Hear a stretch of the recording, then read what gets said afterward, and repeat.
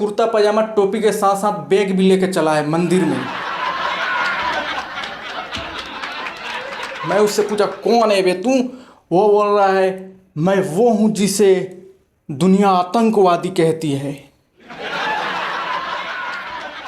ये डायलॉग सुन के मेरा झांट जल गया। मेरा मन किया इसको उठा के यहीं पे पटक दूं, मर जाए ये लौंडा।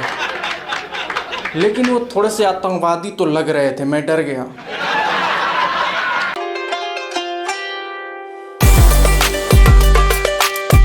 Welcome back to the era jacks. मैं आ गया वापस। मैं मुंबई की सड़क पे घूम रहा था। एक आदमी पूछा कहाँ से है? मैं बोला दिल्ली से।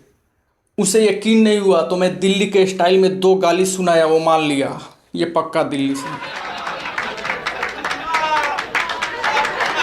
मैं दिल्ली से मुंबई आने के लिए ट्रेन पकड़ा, ठीक है। ट्रेन में एक अंकल मिले, कुर्ता पैजामा और टोपी, आंखों में सुरमा, फुल आतंकवादी वाला लुक। तो मैं हूँ कट्टर हिंदू। मैं जब भी ऐसा कोई लुक देखता हूँ तो मैं फुल एग्रेसिव हो जाता हूँ। बहुत कॉन्फिडेंस आ जाता है कि इसको नहीं छोड़ना है। मैं उससे पूछा कौन है आप? ठीक है, डायरेक्ट तो मारपीट कर नहीं सकते, स्टार्टिंग में थोड़ा ऐसे ही बात करना पड़ता है, तो आगे तक बात ले जाएंगे धीरे धीरे, ठीक है। वो बोल रहा है मैं इंडियन मुस्लिम हूँ, मैं ईद में बिरयानी खूब खाता हूँ। लोग मुझसे पूछते हैं कि तू कहाँ से आया है, बांग्लादेशी है क्या है? मैं बोलता हूँ नहीं, मेरा बाप दिल्ली में ही पैदा हुआ था, मेरा दादा अंग्रेज़ों से लड़ाई किया था। वो पूरा हिस्ट्री बताने लगा। ऐसा लग रहा था उसका बचपन का ट्रोमा बाहर निकल रहा है। मैं समझ गया ये आदमी बहुत सताया हुआ है। मैं बोला इसको छोड़ता हूँ। इतने में एक लड़का आया तो वो खुद बताने लगा यही मेरा बेटा है। तो मैं सोचा थोड़ा सा प्रैंक करता हूँ इसके साथ। तो वो जैसे ही आके बैठा मेरे सामने, मैं पूछा कौन है बे तू? उसके बाद वो मुझे पहले ध्यान से देखा कि इसके माथे पे तिलक वोलक है। वो समझ गया ये हिंदू है, वो भी कट्टर वाला। वो ऐसे घूर के बोल रहा है। मैं उससे पूछा कौन है बे तू? वो बोल रहा है मैं वो हूँ जिसे दुनिया आतंकवादी कहती है। ये डायलॉग सुन के मेरा झांट जल गया। मेरा मन किया इसको उठा के यहीं पे पटक दूं, मर जाए ये लौंडा। लेकिन वो थोड़े से आतंकवादी तो लग रहे थे, मैं डर गया। तो मैं बोला कि देखो मैं बस जानना चाहता हूँ कि तुम्हारा लाइफ में ऐसा क्या चल रहा है, क्यों इतना गुस्सा हो रहा है। तो वो शांत हुआ और वो भी मुझे थोड़ा सा स्टोरी बताने लगा। कहने लगा देखो यार बहुत परेशान हो रहे हैं हम। मैं बोला ऐसा क्या हो गया? वो बोल रहा है कि अभी कुछ दिन पहले मेरे फ्रेंड का बर्थडे था, वो मुझे फ़्लाइट का टिकट भेजा। मैं गया एयरपोर्ट। पहली बार मैं फ़्लाइट, मतलब आज से पहले कभी नहीं गया था, तो बहुत एक्साइटेड था, बहुत खुश था मैं। मेरा एनर्जी एकदम हाई लेवल पे था। सिक्योरिटी वाला देखा कि ये कुर्ता पैजामा टोपी इतना खुश, वो पकड़ लिया कि क्या मकसद क्या है तेरा, इतना खुश क्यों हो रहा है तू? पूरे 4 घंटे तक चेक किया। तेरा बाप का वो वोटर आईडी दिखा, दादा का ज़मीन कहाँ है, जन्म प्रमाण पत्र, पूरा हिस्ट्री देख के छोड़ा। 4 घंटे में फ़्लाइट भी छूट गया। बहुत परेशानी हुआ। मैं घर आके रो रहा था। दोस्त को फ़ोन किया कि कोई बात नहीं दोस्त, मैं आऊँगा, अगले साल आ जाऊँगा तेरे बर्थडे पे। 4 दिन बाद पता चला वो दोस्त तो मर गया। अब मेरा और दिमाग ख़राब हुआ। चला जाता, मिल लेता आखिरी बार उससे। अब कम से कम जनाजा तो पढ़ने जाना पड़ेगा। फिर फ्लाइट का टिकट बुक किया। तो मैं देखा कि कपड़ा गंदा वंदा हो जाएगा, नमाज़ पढ़ने के लिए चाहिए एक अच्छा सा, एक मैं कुर्ता रख लिया और टोपी तस्वीर वस्वीर रख लिया। और बहुत मैं सैड था, बहुत एनर्जी डाउन था मेरा, मैं बहुत दुखी था, डिप्रेशन में जा रहा था मैं। एक छोटा सा बैग लिया और गया एयरपोर्ट पे। इस बार मेरा दिमाग काम नहीं कर रहा था, मैं एकदम नर्वस था। मैं बैग लिया हूँ हाथ में, इधर उधर देख रहा हूँ, इधर उधर घूम रहा हूँ कि कहाँ जाऊँ मैं, क्या करूँ। एकदम मतलब फुल नर्वस हो रहा हूँ मैं। फिर सिक्योरिटी वाला मुझे पकड़ लिया।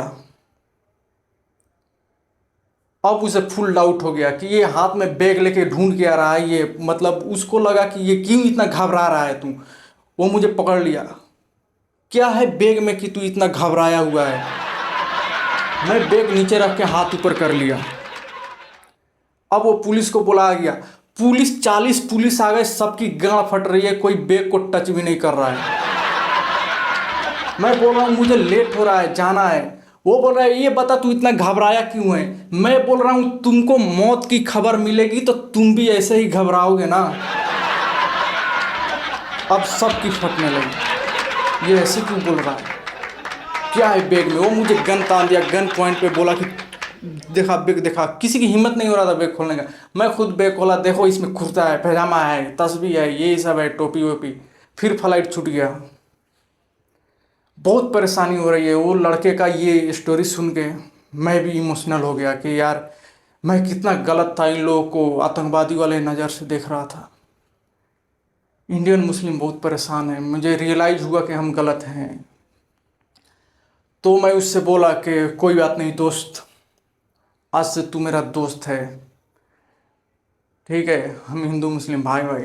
तो बोल दिया कि मेरा एक हिंदू दोस्त है, मैं उसके पास मंदिर भी जाता हूँ उसके साथ में, उसी के घर के पास है एक मंदिर।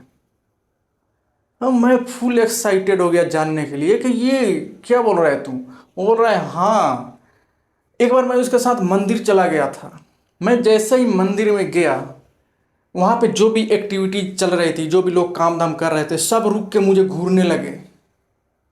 पुजारी मंत्र पढ़ रहा था, वो मंत्र रोक के मुझे देखने लगा। वहाँ भी मैं छोटा सा बैग ले गया था, बैग नीचे रखा तो पुजारी खड़ा हो गया, वहाँ भी पुलिस आ गया।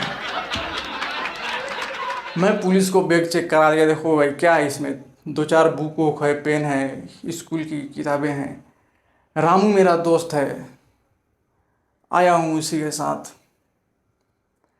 वो भी गवाही दिया कि हाँ ये मेरा दोस्त है, मैं बुला के लाया हूँ। पुजारी आया मेरे पास, बोल रहा है क्यों आया है तू, मकसद क्या है। मैं बोला प्रसाद चाहिए मुझे, प्रसाद।